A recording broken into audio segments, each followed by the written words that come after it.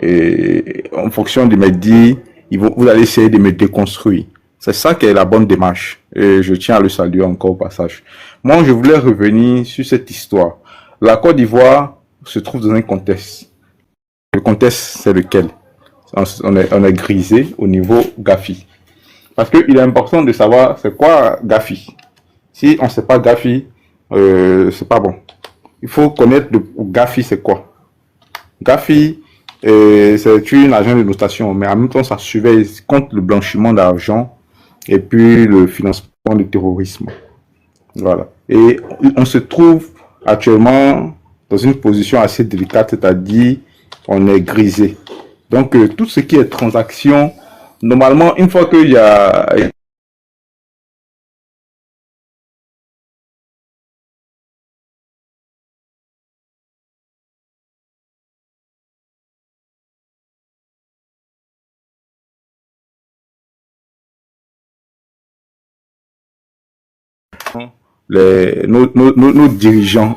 nos dirigeants, puissent travailler à ce que on puisse interpeller tous ceux qui se rendent coupables de ces choses-là, de ces choses de blanchiment d'argent, de détournement, tout ça, parce que il est important que on puisse redorer le blason de la Côte d'Ivoire.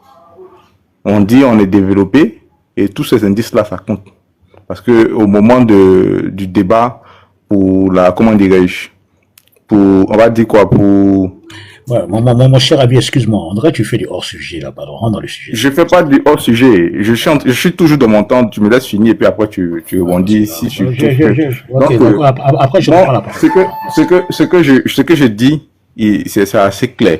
Ce que je dis, c'est que on est fiché, on est grisé au niveau du Gafi et c'est important que tout ce qui est détournement, tout ce qui est truc là, on puisse avoir les yeux dessus. L'histoire, j'ai relevé entre autres l'histoire d'Apouchou, on dit non, c'est pas la même chose. C'est pas la même chose. Mais après, on a entendu que l'argent a disparu. Il faut qu'on puisse nous donner plus d'informations. Le monsieur de l'autre côté là-bas, on dit qu'il délire, raconte des choses, mais en même temps, nous on voit une situation. Et puis quand on regarde, on se dit, ah mais ça coûte rien si la personne nous donne plus d'informations quant à l'argent, que la provenance de l'argent qui a servi à l'achat du véhicule. Ça fait rien. On peut toujours nous sortir des documents et puis de là à on passe on se met tous derrière elle et puis on cherche à faire descendre celui qui a raconté des mensonges sur sa personne. Parce qu'après ça, il a sali la personne. Au-delà de la personne, il a sali un gouvernement. Et par ricochet, il a sali le chef de l'État. On peut pas accepter ça. On ne peut pas accepter ça. Donc, il est important qu'on puisse mettre la lumière, on puisse éclairer l'opinion de tous, afin qu'on puisse être rassuré à notre niveau. Donc, tout ce qui est comment dirais-je, détournement, on doit pouvoir mettre ça au clair. Tout ce qui est détournement. Parce que ça salit le travail, tout le que le chef de l'État a accompli jusqu'à présent. Vous venez salir, ça salit. Donc, il faut vraiment éclairer ça. Pour que lorsque 2025 arrive, lorsque vous allez vous trouver devant des personnes comme nous, puisque je l'ai dit tantôt que moi, je suis pas d'un quelconque parti. Moi, je suis là, j'écoute les programmes. Mais en même temps, je regarde l'honorabilité de la personne qui vient me parler. Voilà. Si tu as pour habitude de mentir, il faut savoir que je t'écoute pas. Tu as pour habitude de mentir. Parce qu'on a eu ici pas mal de mensonges. Un gars comme ça qui vient encore m'expliquer quelque chose, c'est clair que je vais pas l'écouter parce que à une époque, il a raconté autre chose. Et puis, on nous a dit qu'il fallait que quelqu'un puisse venir et il y a une institution qui est là, qui dit la vérité. Et c'est l'institution a donné la vérité. Donc, un gars qui vient encore, ça n'a aucun sens. Il va pas venir me prendre une deuxième fois. C'est pas possible. Donc, c'est toutes ces choses-là que moi, je souhaite véritablement que vous puissiez vous éloigner pour que vous soyez vraiment blanc. Puis, lorsque vous arrivez, vous allez convaincre les gens. On va vous suivre. On va vous suivre avec le nouveau programme. Mais il faudrait que ça se fasse de façon apaisée. Le président l'a dit. Il faut que ça se passe de façon apaisée.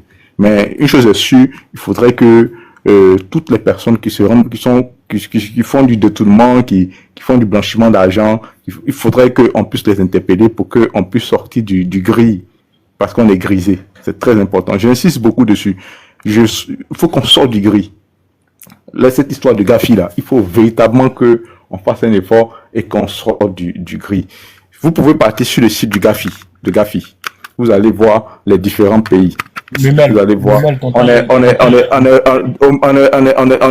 est dedans au même titre que les pays extrémistes. C'est grave. C'est grave. Je vous entends. C'est grave. Ok, Kassa, vas-y pour ta motion. Le temps que Khalil arrive. Ok, merci. Bon, Memel, bonsoir à tous. Bonsoir, le doyen Kokora. Je voulais te poser une question. Bon, déjà, je précise, hein, tous ceux qui sont sur ce panel qui me connaissent, je ne suis pas du RHDP. Mais selon toi, c'est celui qui accuse qui envoie des preuves ou bien c'est l'accusé qui doit envoyer des preuves? Parce que si j'ai bien compris, hein, parce que avant que tu répondes, si j'ai bien compris, toi tu veux que le parti au pouvoir, les gens qui sont mis en cause par Johnny Pacheco, ils envoient des preuves. C'est ça, j'ai bien compris? Au fait, ce que j'ai dit, j'ai planté le décor en disant le contexte. Oui ou non, c'est ça ou pas. Et lui, depuis tout à l'heure, c'est comme ça, il répond aux questions. Hein. Non, le contexte, j'ai dit le contexte dans lequel notre pays se trouve. Mais on est dans une situation assez sensible. On a compris le contexte, on te pose une question précise. Il faut laisser, c'est-à-dire, voilà pourquoi les gens t'ont fait descendre. Parce que finalement, tu es en train d'énerver les gens. On te pose une question précise, on a compris le contexte. On est sur liste noire, on a compris. Maintenant, le monsieur te pose la question. Écoute-moi. Oh, mais merde. C'est malheureux que tu ne peux pas te calmer. Tout à l'heure, on t'a posé une question, tu dis que tu avais des exemples à envoyer. Tu es parti, on attendait que tu apportes les exemples. Tu ne les as pas apportés, c'est pas bien grave. Le monsieur te pose une question, il est du PDCIRDA, pour ton information. Il te demande qui devrait apporter les preuves entre M. Johnny Pacheco et la personne qui est accusée là, qui devrait apporter les preuves. Réponds, mais tu nous envoies encore dans le contexte alors qu'on a compris le contexte. Hein? Pardon, avançons. La force publique peut s'auto-saisir de la chose. Voilà, donc c'est un peu ce qui s'est passé avec le cas Apuchu. Donc c'est la force publique qui doit gérer ça. Le cas d'Apuchu, la personne n'a accusé personne, il a fait de l'exhibitionner en exhibant son argent, donc on lui a demandé la preuve que cet argent lui appartient, c'est ça. Maintenant, toi, Johnny Pacheco est venu faire des allégations de la diffamation, c'est le terme précis en droit, et c'est lui qui accuse. Et toi, tu veux que le gouvernement tombe bas pour aller chercher des preuves pour démontrer que Johnny Pacheco n'a pas raison. Franchement, moi, je sais pas si on fait ça pour un cas du PDC, autant je suis pas d'accord, autant, pardon, je suis pas d'accord avec toi. C'est lui qui accuse. Il y a un truc élémentaire dans le droit qui dit cette phrase exacte. La charge de la preuve incombe à celui qui accuse. C'est Johnny Pacheco qui accuse, donc c'est à lui d'envoyer les preuves. Pardon? Toi, tu ne peux pas venir dire aussi, demander à M. Adjoumani ou bien à la pauvre dame qui ne fait pas de la politique de venir apporter les preuves. Moi, je crois que, pris dans sous cet angle-là, franchement, on fait fausse route, quoi. Voilà, c'était ma motion. Excusez-moi, je vais descendre là parce que je dois aller chercher ma fille là. Voilà. Allô? Ok. C'est à tonton Guizot. Non, je vais dire un mot sur ce que Memel a dit. Vous voyez. Faites-moi descendre là, je descends là. Non, tu peux descendre toi-même. Tu peux descendre toi-même. Voilà. Merci. Alors, donc, ce que tu fais, on appelle ça de la mauvaise foi. Tu dis une chose et son contraire. Tu dis, quelqu'un qui a déjà menti, qui a l'habitude de mentir, toi, tu ne l'écoutes plus. Voilà pourquoi, quand j'ai pris la parole, je t'ai demandé, est-ce que, pour toi, M. Johnny Pacheco est crédible? Tu as dit, bon, tu n'as rien à dire sur M. Johnny Pacheco. Il n'y a pas de problème, c'est ton droit. Mais M. Johnny Pacheco a dit au monde entier qu'il recevait 1 million pour mentir. Donc, quelqu'un qui ment et qui a reconnu avoir menti, toi, tu dis, sur la base de ces accusations, la personne qui est accusée doit apporter les preuves ou l'autorité publique devrait s'auto-saisir. C'est comme aujourd'hui, Kokora, c'est là, il prend sa caméra, il dit, Solange Seri a fait ci, a fait ça, et puis l'autorité publique s'auto-saisit. Donc si ça continue comme ça, des millions de cas, l'autorité publique devrait se saisir. Dans quel monde on se trouve? Ça veut dire qu'à un moment donné, quand vous parlez, il faut que vous écoutiez. Parce que plus vous parlez, plus vous commettez des erreurs. Tu ne peux pas dire une chose et son contraire. M. Johnny Pacheco a dit publiquement que c'est un menteur. C'est pas quelqu'un qui l'a dit, c'est lui-même qui a dit que je recevais 1 million pour mentir. Et toi, tu dis non, je n'écoute pas les menteurs. Mais dans le même temps, tu demandes que la personne qui est accusée par un menteur apporte les preuves pour se blanchir. Voilà comme dans la position dans laquelle tu es. Ce n'est pas sérieux en fait, ce n'est pas vraiment sérieux. Et cette manière de ne pas assumer les positions, ça nous crée des problèmes en Afrique. Tu dis que tu n'es pas de l'opposition, tu essaies de regarder ceux qui disent la vérité, mais dans le même temps, tu es en train de démontrer que tu n'es pas en train de dire la vérité. Tout à l'heure, on t'a posé la question, est-ce qu'il y a des gens, je t'ai dit, si la dame, elle allait porter plainte et qu'elle allait à la PLCC, c'est parce qu'elle ne se reprochait rien. Sinon, elle n'irait jamais devant au contraire, elle va se cacher, parce que s'il y a une enquête qui est conduite suite à une plainte, pour éclairer la lanterne des uns et des autres, et qu'elle n'a pas la preuve, ou bien les éléments qui prouvent que c'est elle-même qui a acheté son véhicule, et que c'est une source douteuse, elle va avoir des problèmes. Tu as dit non? Il y a des exemples où des gens sont allés porter plainte, alors qu'en réalité, ce sont les coupables. On te dit, bon, donne-nous les exemples. Tu as dit que tu partais chercher. Ça fait pratiquement 3 heures que tu es allé chercher, mais on attendait que tu nous donnes ces exemples, tu ne les donnes pas, et tu continues de nous parler des GAFI. Parce qu'il y a le GAFI, tous ceux qui ont des véhicules doivent vous montrer sur la toile l'origine donc des fonds qui ont servi à payer ce véhicule-là. Et tu prends des exemples pour dire non, ça n'a rien à voir. La dame, elle circule dans sa voiture de façon légale. Ou bien elle n'a pas le droit d'avoir un véhicule. Et aussi, elle n'est pas chômeur. Elle travaille. Elle est artiste. Elle est comment on appelle, star. Elle a un boulot. Et toi, en tant qu'intellectuel, tu as porté cravate, veste, parce que Meleg a une voiture dans laquelle il roule. On sait qu'il est cadre de banque. Et puis on dit non, la voiture qui roule là, vraiment, il n'a pas l'argent pour payer ça. Donc mener une enquête sur lui parce que Kokora a dit qu'il a volé. Ou bien il a fait ça. Tu trouves que c'est normal? Faut pas vous aller faire ça. Sincèrement, n'acceptez pas qu'on salisse des Ivoiriens ou même pas d'Ivoiriens de façon gratuite. Parce que tu ne sais pas ce que le monsieur est en train de faire. Et puis, ce n'est même pas une question de détournement d'argent. Il dit que la dame a eu ce véhicule grâce au ministre Amadou Adjoumani, donc qui lui aurait donné ce véhicule parce qu'il sort avec la dame. Mais on entend de te dire que cette dame, au-delà même de l'argent et du véhicule, il y a une question d'honneur et de dignité qui est posée. Si on dit que toi, ta femme, quelqu'un sort avec elle, parce que cette personne lui aurait donné une voiture, quelle serait ta position? Et tes enfants? Donc à un moment donné, il faut soutenir l'insoutenable parce que soit tu es de l'opposition. Ce n'est pas juste, frère. N'acceptons pas ça. Quand même, ayons un peu de pitié, ayons un peu de, je vais dire, de compassion vis-à-vis d'une dame. Est-ce que si Kadi était ta soeur, tu pourrais être dans cette position-là? Pour dire non, l'autorité publique devrait s'auto-saisir parce que M. Diony Patioko est menteur, donc patenté, qui a reconnu avoir menti. L'autorité, le procureur devrait poursuivre cette personne ou bien ouvrir une enquête. Vraiment, tu t'écoutes même. Moi, je pense que les autres ont eu raison de te faire descendre parce que, en réalité, même quand tu vois André, il n'est pas du RADP. Mais en tant qu'Ivoirien, il estime que ce que Diony a fait n'est pas bon. Le frère Kaza, il est du PDC, on n'est jamais d'accord sur des sujets. Mais il dit non, ce n'est pas logique. Si tu accuses, apporte au moins les preuves. Aucun début de preuve. Il est dans la litanie, donc des accusations. Et puis tu dis la dame doit se blanchir. Attends, quand même, sois sérieux. On est quand même doté d'une intelligence et d'un cerveau. Pour moi, faire une analyse. Hein? À ta place, j'aurais demandé à M. Diony, mais bon, tu dis la dame, est-ce que tu as les preuves? Donne-nous les preuves que cette dame, ou bien un seul début de preuve. Et il ne donne pas de début de preuve, il prend sa caméra, il dit des choses, et tu dis à la pauvre dame, qui est salie, dont l'honneur est bafoué, de venir avec des preuves. Attends. Donc si la dame envoie les preuves, donc de l'achat du véhicule, ça va te convaincre que Diony a menti ou bien quoi? Ou bien que Adjoumani ne sort plus avec elle. Est-ce que pour envoyer des preuves, c'est difficile? Non, vraiment, il faut arrêter ça, quoi. C'est pas bien.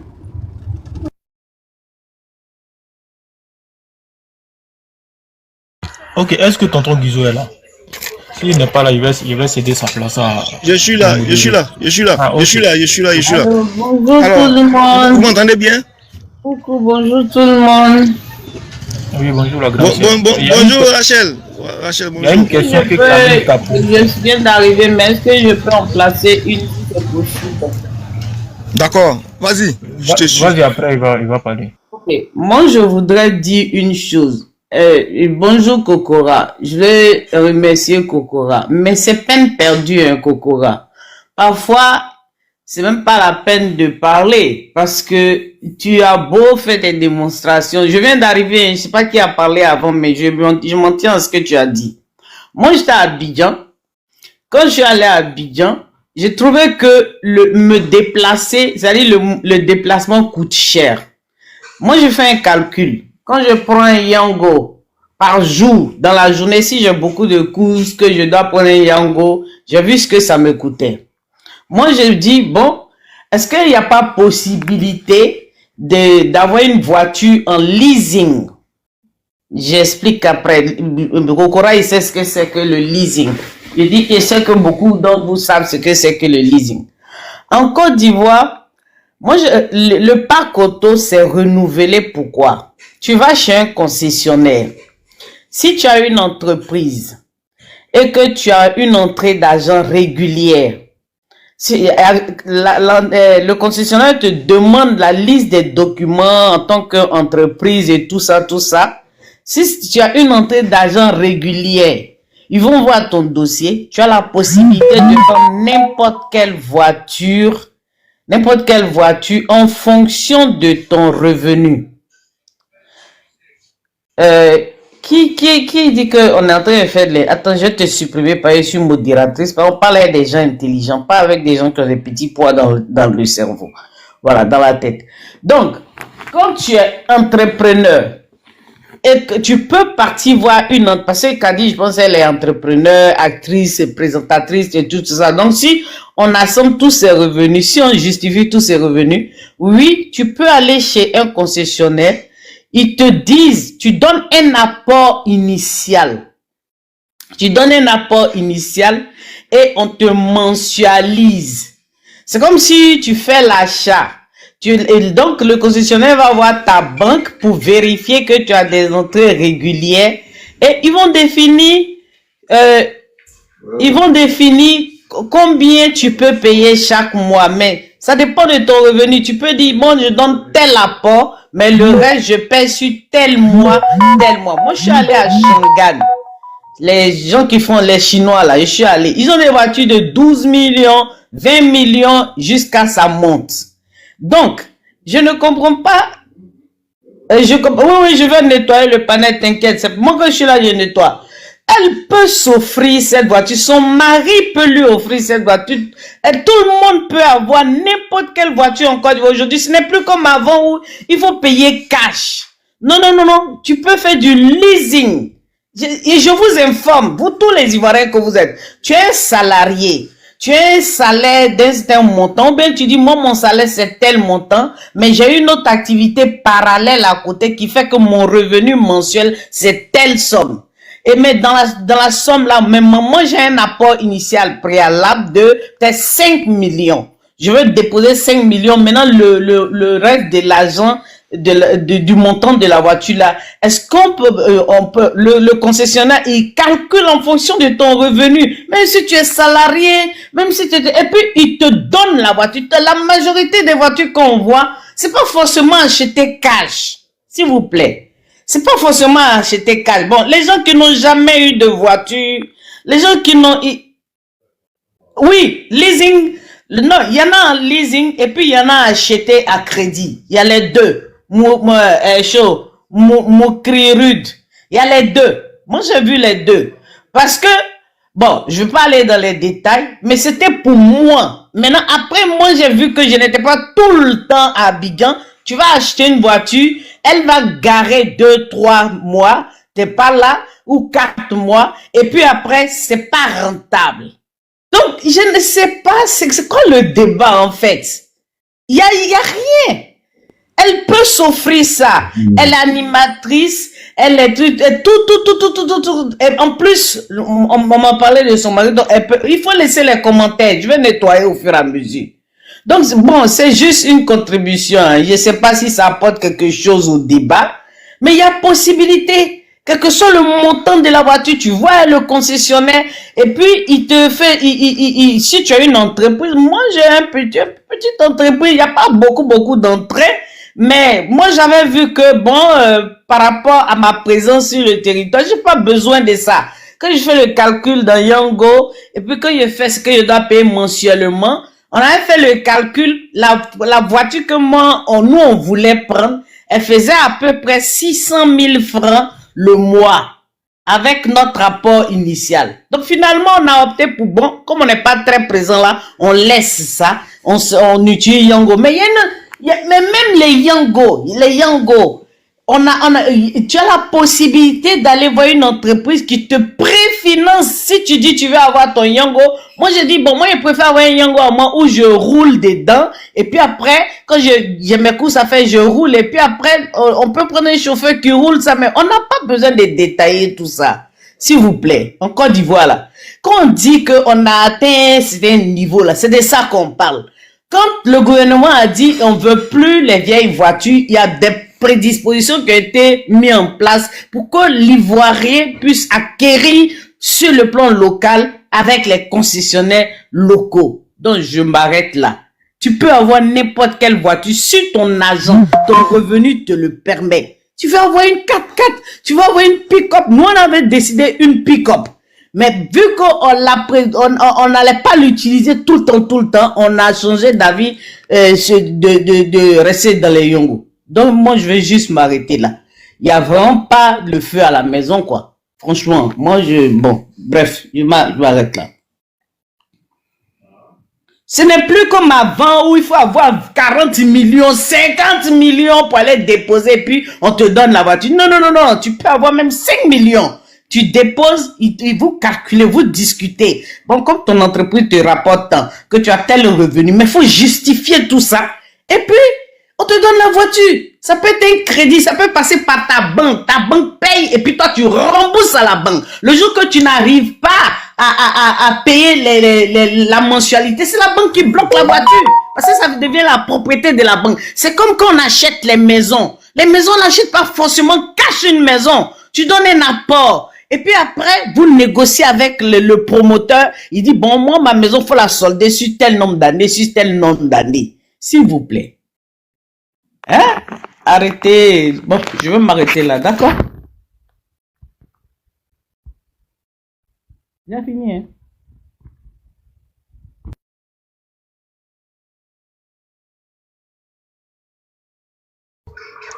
En bas, tu voulais montrer quelque chose vite fait. Il y a tonton Guizo qui voulait prendre la parole là. Je ne sais pas si tu es là. Oui, Doko, je suis là. Je suis en train de montrer. Kadi vient de publier ça il y a 1 heure de temps. Tu comprends? Elle vient de publier ça. Bon, elle dit après des jours de tournage et le travail d'une équipe passionnée, nous sommes ravis de vous annoncer la sortie prochaine de Nina Torres. Ça veut dire qu'elle a traversé un projet. Ça doit sortir bientôt. Maintenant, dans les commentaires, ce qui m'intrigue, je vois des personnes dire que c'était buzz avec Johnny. Mais je m'inscris en faux parce que je veux même pas que ça soit un buzz entre Johnny et elle. Parce que si elle doit faire sortir un projet et qu'elle va s'adonner à faire ce genre de buzz, moi-même, je pense que moi-même, je vais régler elle son cas. Parce que moi, je peux régler son cas. Ça, je le dis, hein. Parce que elle a été connue internationalement sans qu'elle ne fasse de buzz négative avec qui que ce soit. Je dis ça. Kadi a été connue sans faire de buzz négatif. Donc, si les propos sont avérés pour dire que oui, c'est un buzz parce qu'elle doit faire sortir un projet, là, vraiment, moi, je vais user de tous mes moyens. Comment tu peux à des trucs comme ça, Baboy, pardon. Non, je dis parce que je veux pas, je ne veux même pas croire même à ça. Non, mais tu mets un doute, tu es en train de douter. C'est pas possible. Elle va pas se laisser salir pour dire Merci beaucoup, voilà. Merci beaucoup. Merci beaucoup. En tout cas, merci beaucoup pour ça. Parce que je vois même ses camarades là, les Aurélie Eliam, je vois les critiques, les commentaires, je vois aussi Yasmine Reda. Bon, en tout cas, je veux même pas que ça soit un buzz. Ça, il faut qu'on soit clair. Je veux même pas que ça soit un buzz.